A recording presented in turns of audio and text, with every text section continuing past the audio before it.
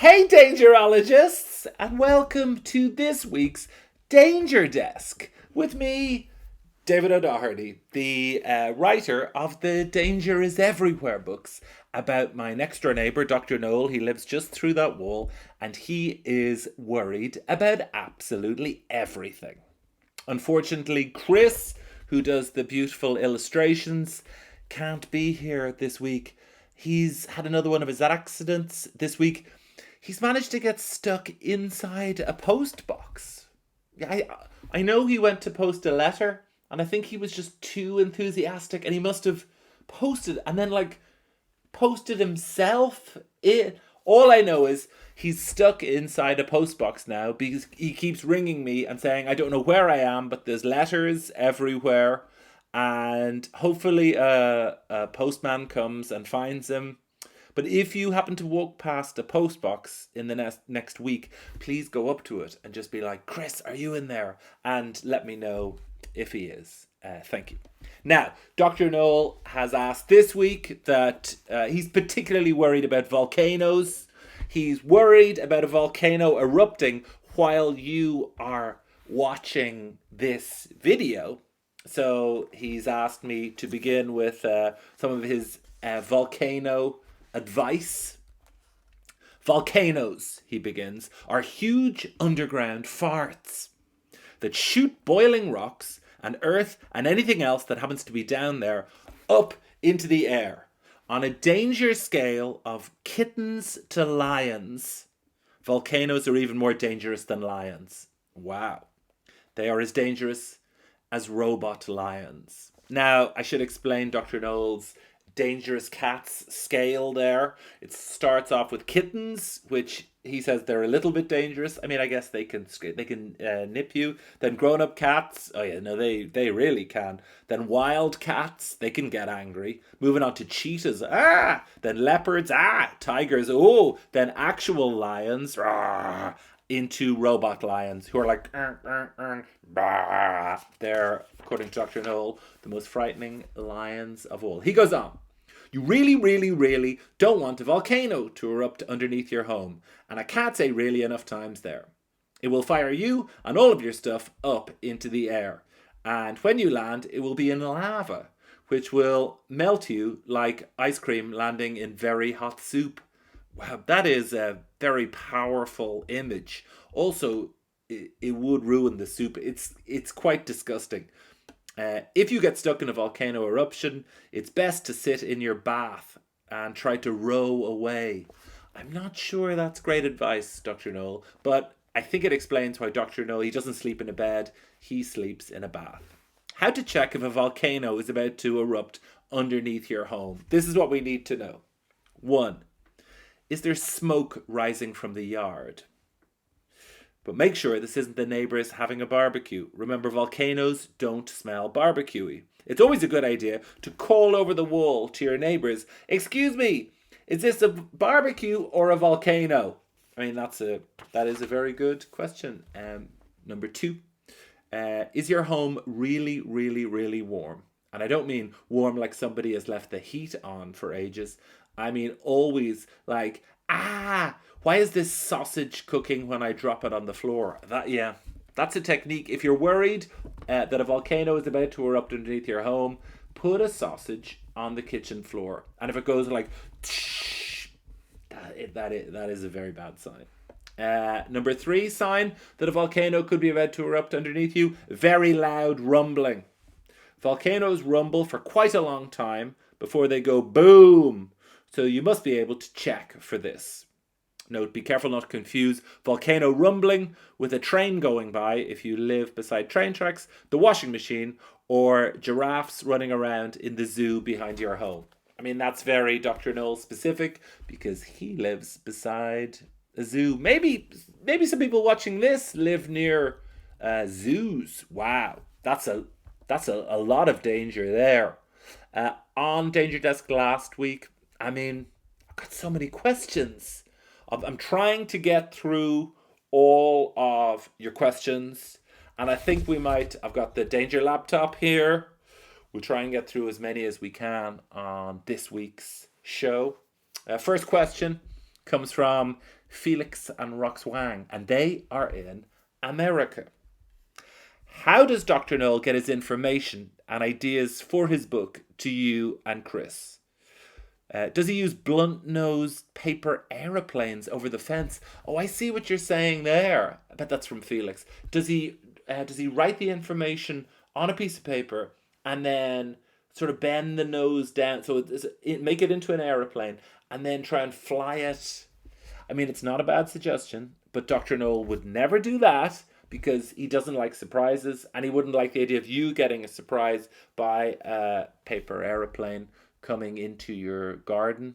It's been particularly difficult to talk to Dr. Knoll, especially during the pandemic, because he's so worried about everything. He won't go near me or Chris for a while. He was giving us information written on cakes. He would make a huge cake and then ice Dangerology onto it and then leave it outside my house. But the problem with that as a technique is obviously it attracts birds would come down, and then cats would run over, and then dogs would, and they would end up having a quite dangerous fight to eat his cake.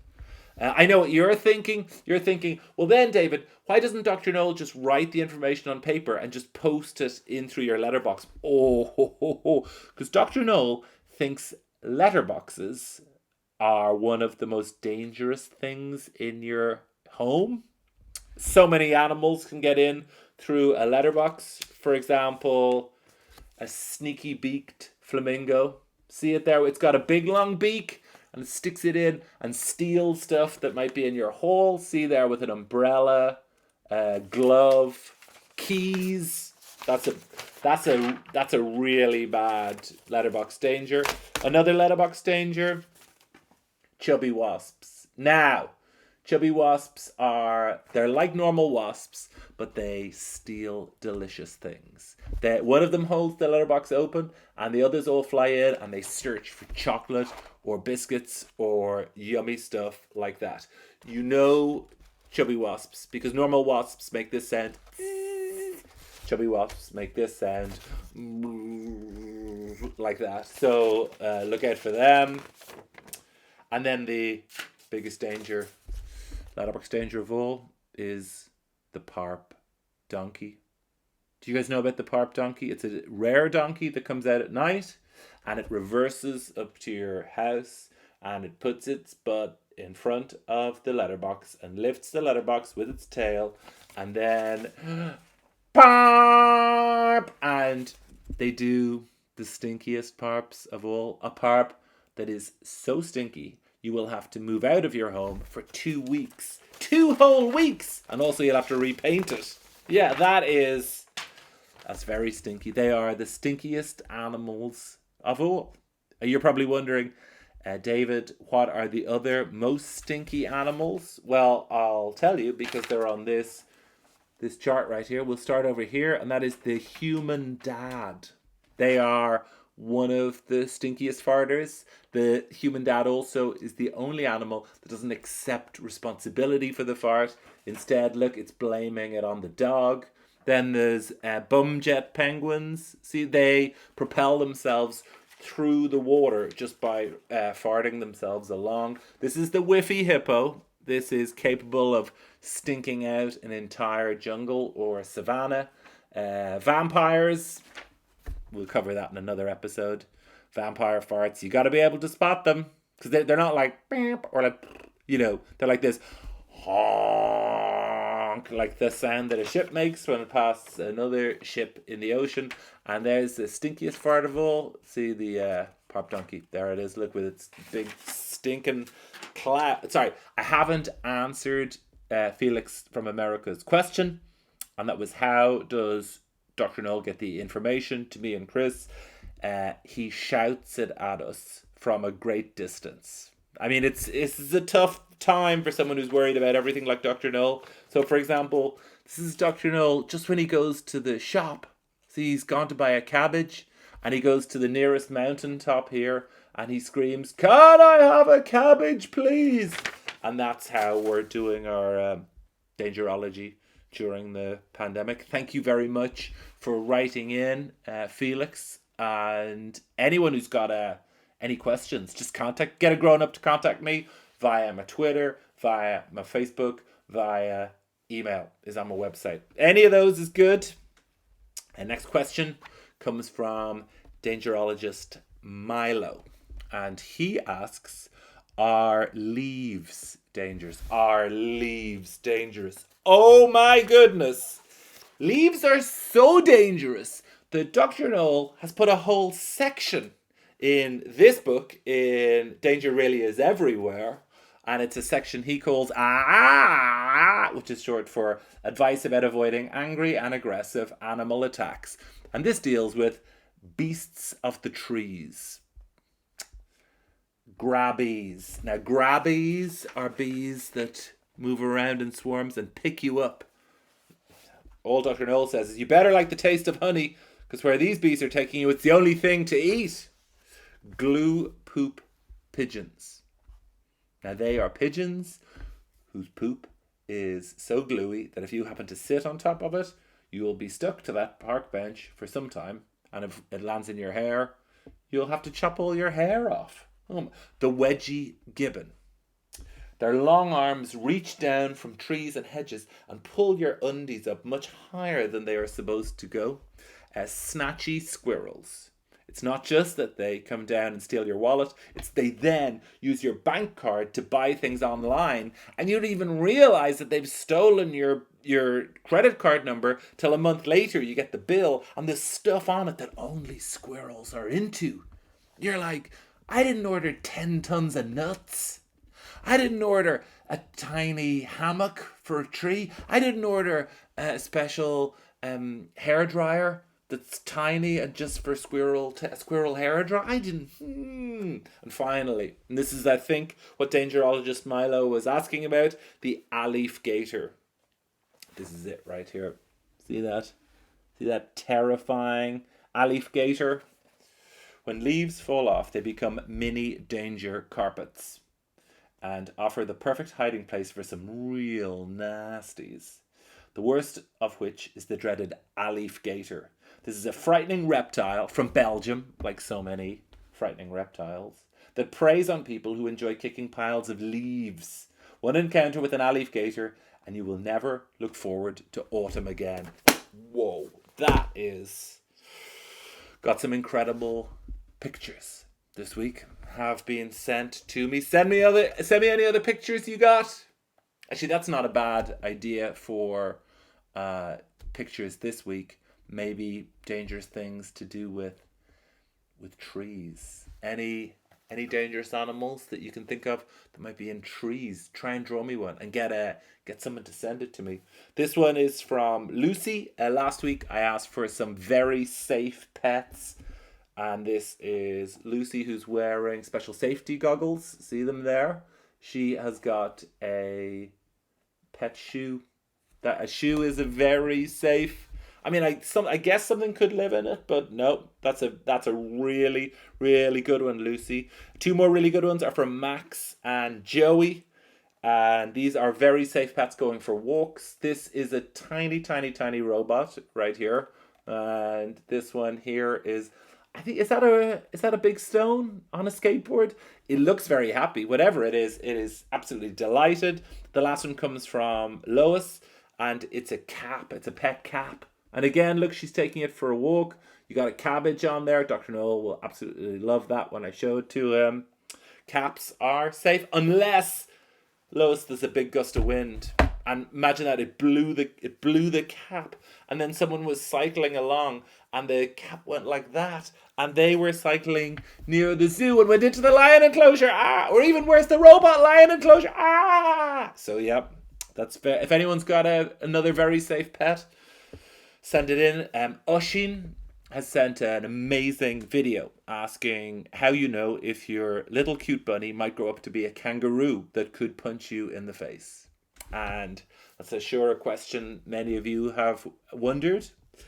Several giveaways to let you know that your cute bunny is a baby kangaroo. Pouch, that's a real giveaway. And number 2, did it come from Australia? because that's the only country that kangaroos come from. And the way of finding out number 3 is all Australians, and that includes the wildlife, is obsessed with a specific biscuit. It's sort of a chocolatey biscuit called a Tim Tam. So find a Tim Tam somewhere and just bring it towards your bunny. And if the bunny is like, oh yeah, Tim Tam, then that's a definite sign that it's actually it's gonna be a kangaroo. Dangerologist Luke has been on, and he asks, who is the least dangerous pirate captain? And that's a good question, isn't it? And it is something that I know Dr. Knoll has thought a lot about this, because not only is he interested in dangerology, he is also interested in history, specifically eras of history he could go back to and make them less dangerous. And the pirate era is definitely one of those eras. Dr. Knoll writes, these swashbuckling troublemakers of the high seas would have acted very differently if Dr. Knoll's zone had been in charge. I see what he's done there. Number 1, let's start with the names. Pirates always had the most frightening names. Redbeard the Violent, Furious One-Eyed Anne, Captain McSwishy Cutlass. I'm not sure they're the most frightening names, but we get the idea, Dr. Knoll. What if instead they'd had nice names like Polite Wendy, Long John Friendly, and Captain Gerald, the baker of delicious croissants? Yeah, I mean, he's got a point. They would be a lot less frightening then. Pirate ships look too scary. I'd have made them travel around making duck noises on big inflatable ducks. See the picture there on a giant? I mean, he's right. It is a lot less scary. Instead of those annoying squawky parrots, each pirate would have had a pet stone on his shoulder. I mean, that's not a bad idea. Or a pet cap, like Lois, or like Lucy, a pet shoe, or a little robot or a rock, like Max or Joey. Yes, that would be a lot less. A note, it is possible to teach a stone to talk, Dr. Knoll says, but they can only say 2 words, clomp and thump. And when I say talk, I mean make that sound when you drop them on the ground. Well, 5, no burying treasure to dig up later. My pirates would have planted cabbages that the whole crew could enjoy. I mean, again, so much of Dr. Knoll's work comes back to his obsession with cabbages. And there's a load of pirates eating cabbages. I mean, I think we've learned some more dangerology this week. I think so. I hope you guys have been paying attention. I'm about to find out now, because the last thing we always do on Danger Desk is have a quiz. So I'm going to say the question, leave a little gap. You have to say the answer in the little gap. Okay. What is the most dangerous sort of lion? Correct. It's a robot lion. I bet everyone got that one right. How does Dr. Knoll tell me and Chris his dangerology? What is his technique? It's not a cake anymore. What does he do? Correct. He shouts it at us. 3. What animal does the worst farts in the world? I bet everyone remembers that now. Correct. It is the parp donkey. Finally, question 4. What sort of non-dangerous ship should pirates, if they're safe pirates, sail around in? Do you remember? Correct. A giant inflatable duck. You guys, thank you so much for watching this week's Danger Desk. And get in touch with me if you have any questions whatsoever. And have a great week. I'll see you back here next Friday. Bye!